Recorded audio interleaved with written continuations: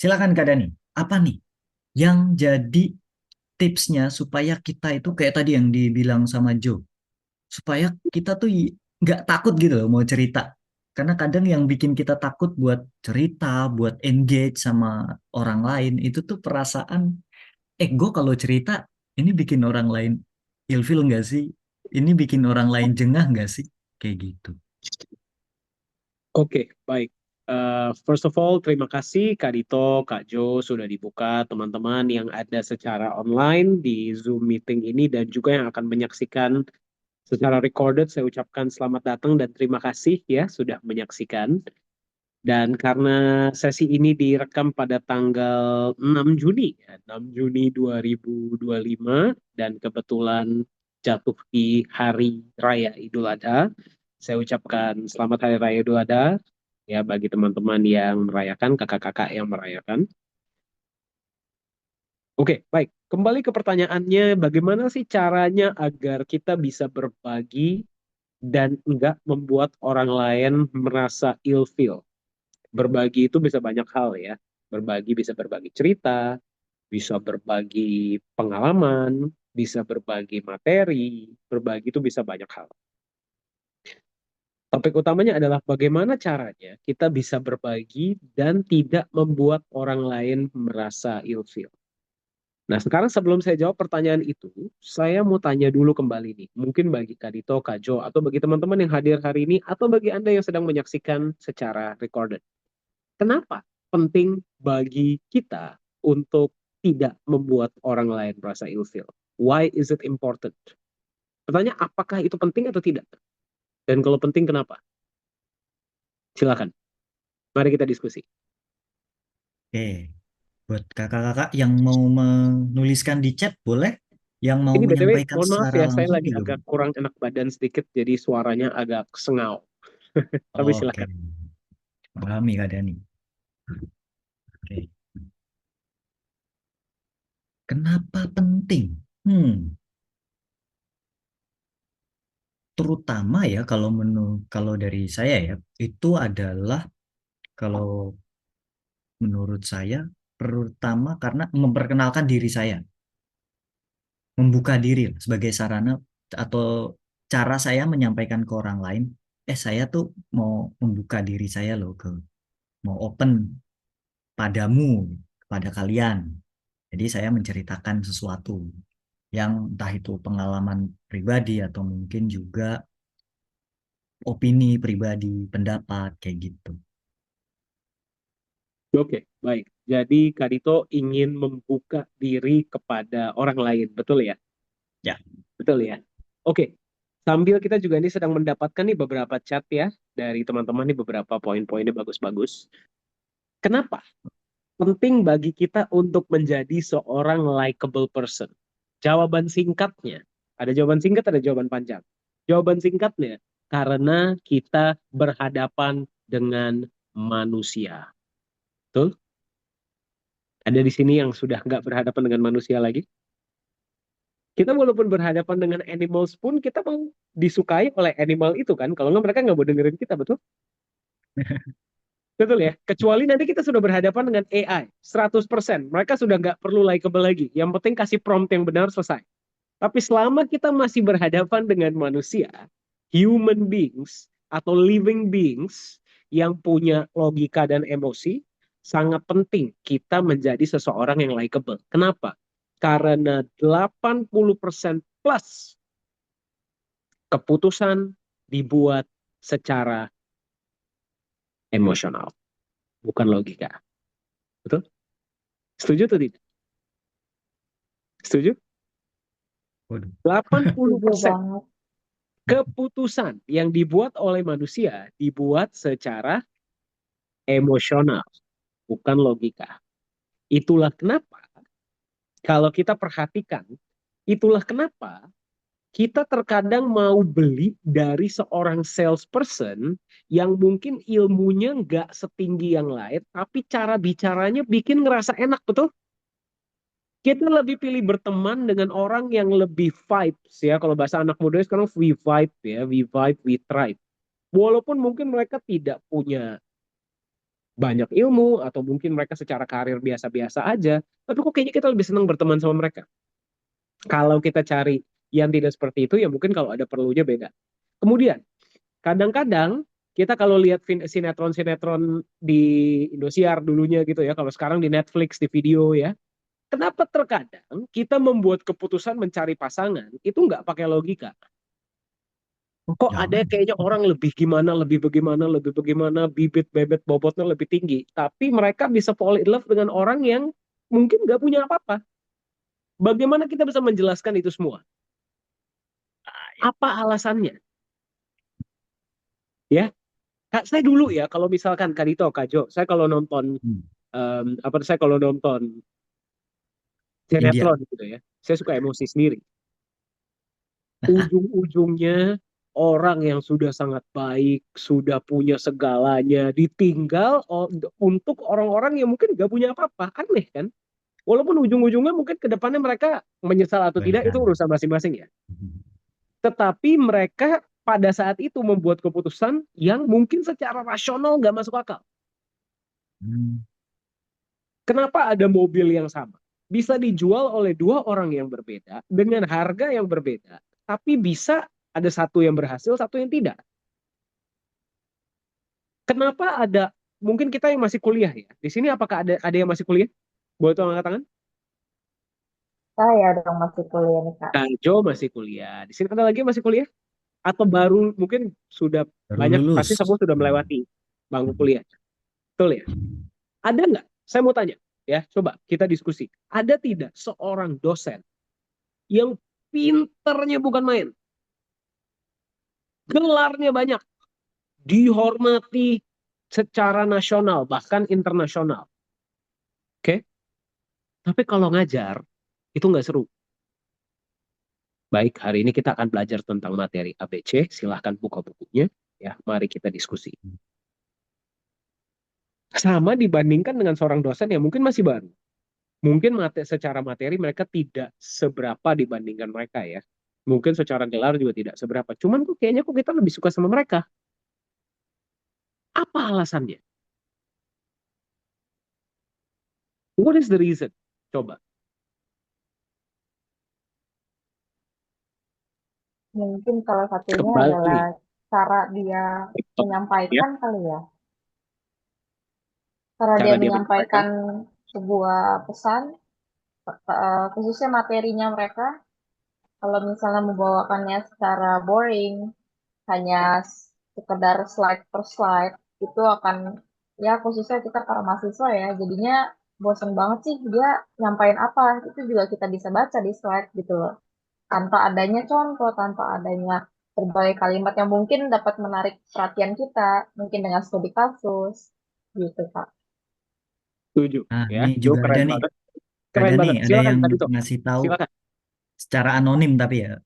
Ini katanya pas kuliah dulu dosennya itu suka ngasih hadiah. Pokoknya tanya jawab kasih hadiah.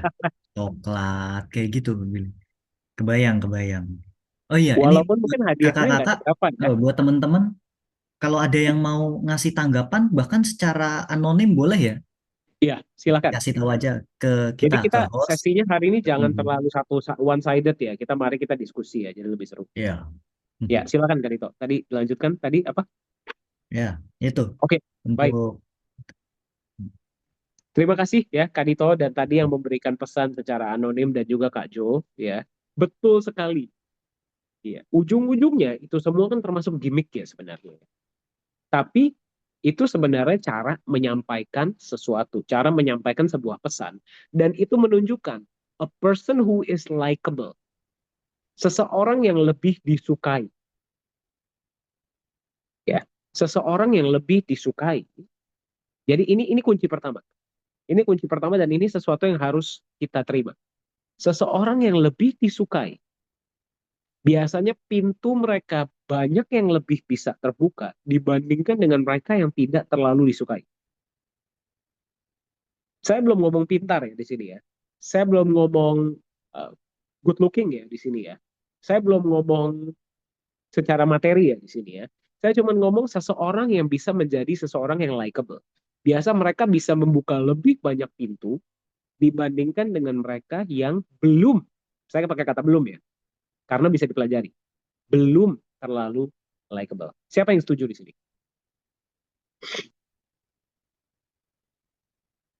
Siapa yang setuju?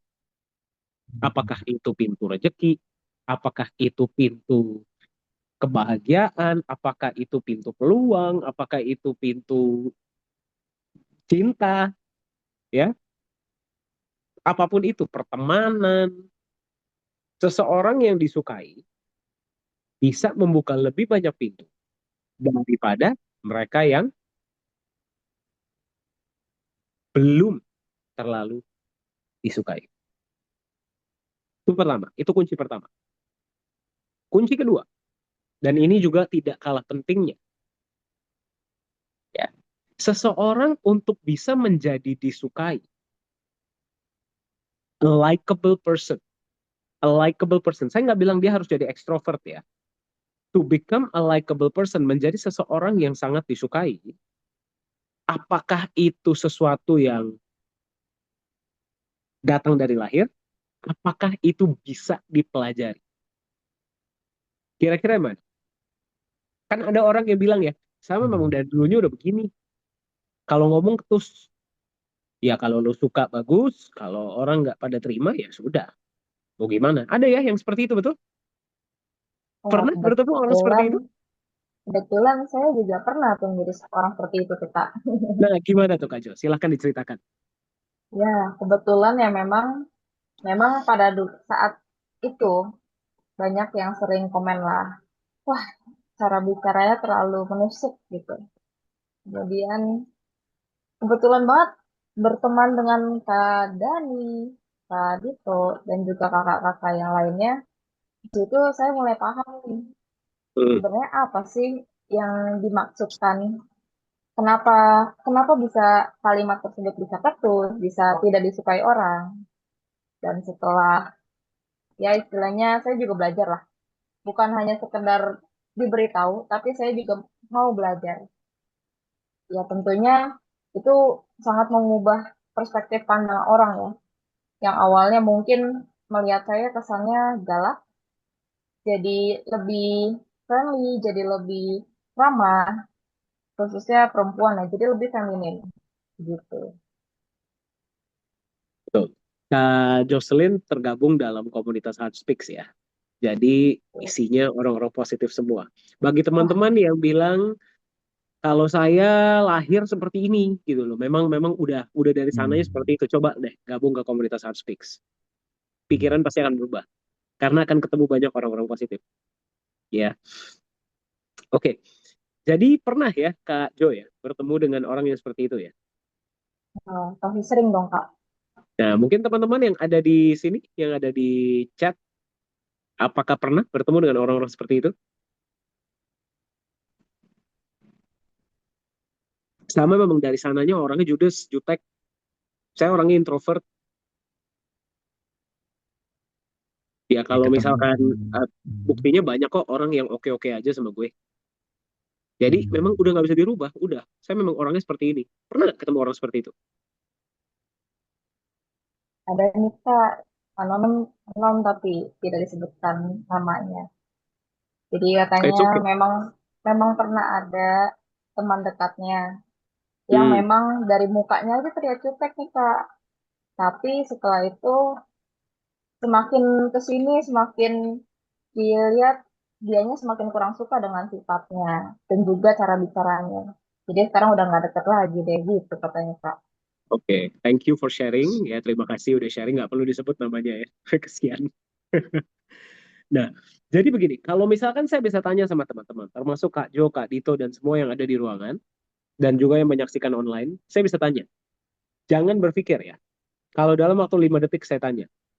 Kalau boleh pilih, memilih mau berteman atau berbisnis, berpartner dengan orang yang likable atau not likable. Jangan banyak pikir. Yang mana? Pasti jawabannya likable. Betul? Oh, Orang yang open, orang yang friendly, orang yang warm, orang yang bisa mendengarkan. Betul? Betul tidak? Semua hmm. manusia, nggak perlu manusia, binatang pun mau mendekat dengan orang-orang yang likable. Itu sudah pasti. Kalau semua orang boleh pilih, semua orang ingin mendekat dengan seseorang yang likable. Berarti yang gampang disukai. Nah, pertanyaannya, kalau misalkan semua orang maunya mendekat dengan orang yang likable, dan ada orang yang lahir secara tidak likable, berarti Tuhan nggak adil dong.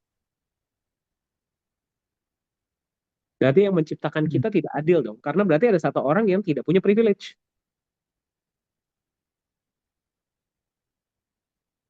Ya, saya golongan, dan saya yakin teman-teman juga di sini ya, masuk ke dalam golongan yang percaya bahwa Tuhan itu baik dan adil. Kita sama-sama percaya pada Tuhan, betul? Tuhan itu adil, kita lahir di mana bukan pilihan kita, tapi bagaimana kita bisa menyikapi apa yang ada dalam hidup kita dan menjadikan itu sebuah strength. Itu di tangan kita. Destiny is not in our hands, but our attitude is in our hands. Itu saya percaya. Ya. Jadi kunci kedua dari sesi hari ini adalah being likable, menjadi seseorang yang disukai, itu bisa dilatih. Ya, bisa dilatih. Jadi yang pertama kuncinya apa? Ayo, ada yang ingat? Ada yang ingat? Ada yang ingat? Kunci pertama. Ada yang ingat? Kunci pertama dari sesi hari ini apa?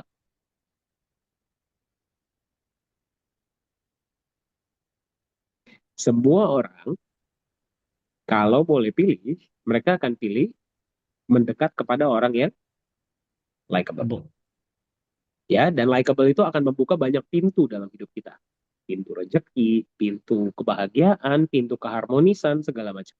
Dan kunci kedua adalah likability. Itu bisa dilatih. Dan itulah yang akan kita bahas selama sesi ini ya. Saya nggak tahu nih, kalau kalau kalau mau diperpanjang nih bisa sampai malam ya kita ya, gas aja ya. Oke, nah saya mau Oke. cerita sedikit ya bagi kakak-kakak yang berada di sini. Di ruangan ini ada banyak senior-senior saya ya di dunia public speaking, di dunia training.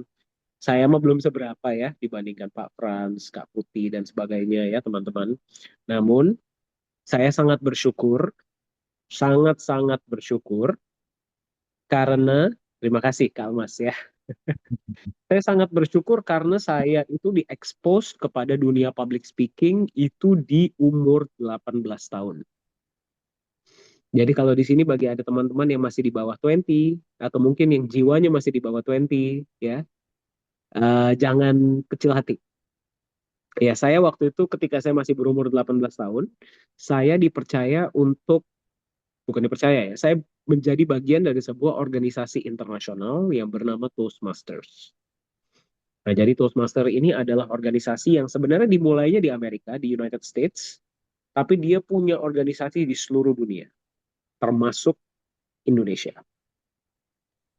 Teman-teman coba bayangkan ya, ketika itu di tahun 2018, itu ada kompetisi public speaking internasional. Oke? Ya, kompetisi public speaking internasional yang dihadiri 3 negara. Negara pertama adalah Indonesia, negara kedua adalah East Malaysia. East Malaysia itu berarti Sabah, Sarawak ya. Betul ya?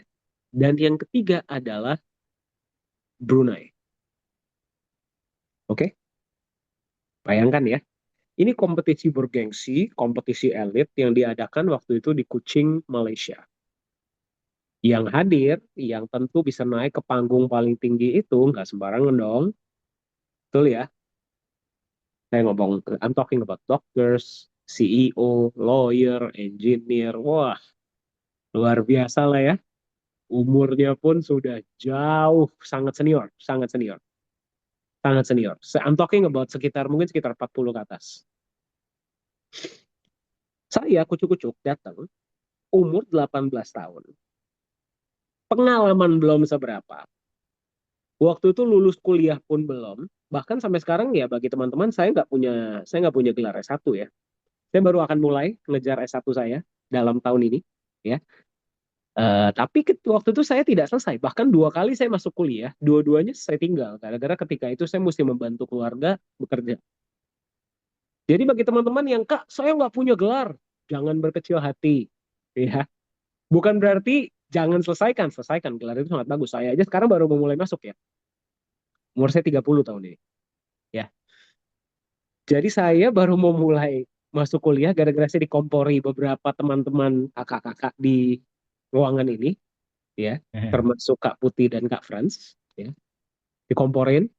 Jadi saya mau selesaikan sekarang, saya baru mau mulai. Nah, tapi pada saat itu saya tidak punya gelar.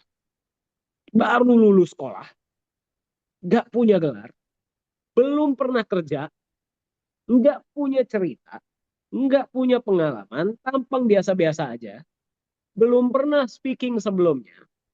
Dan ketika itu saya menjadi bagian dari kompetisi public speaking internasional di Toastmaster.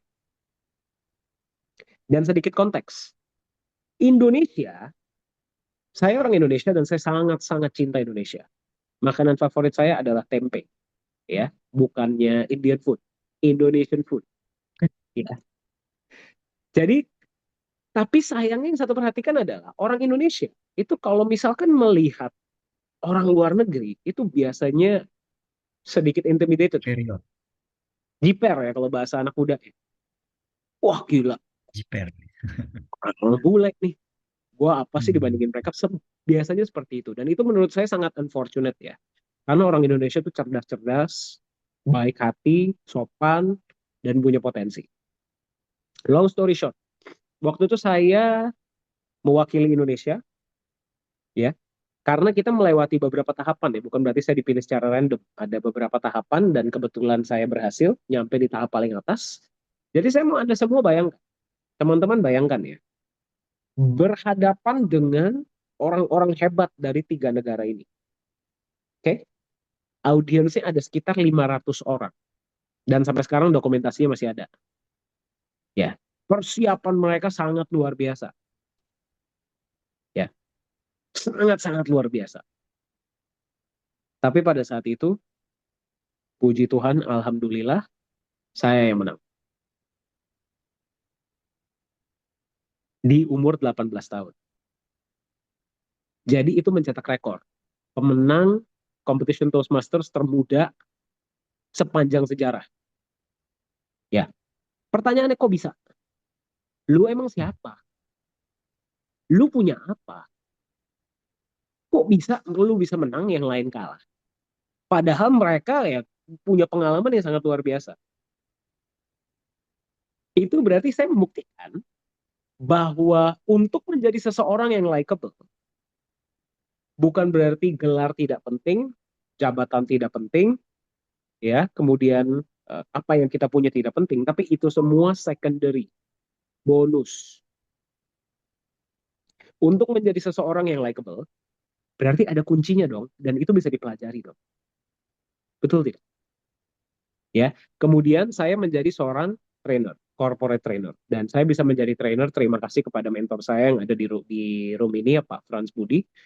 Terima kasih banyak. Hari ini ilmu public speaking dan training saya dapatkan dari beliau. Ya, saya mentraining itu dari pas saya masih umur 22 tahun kalau nggak salah, sampai hari ini. Ya, jadi sedikit background, hari ini saya manage satu perusahaan teknologi dari Singapura.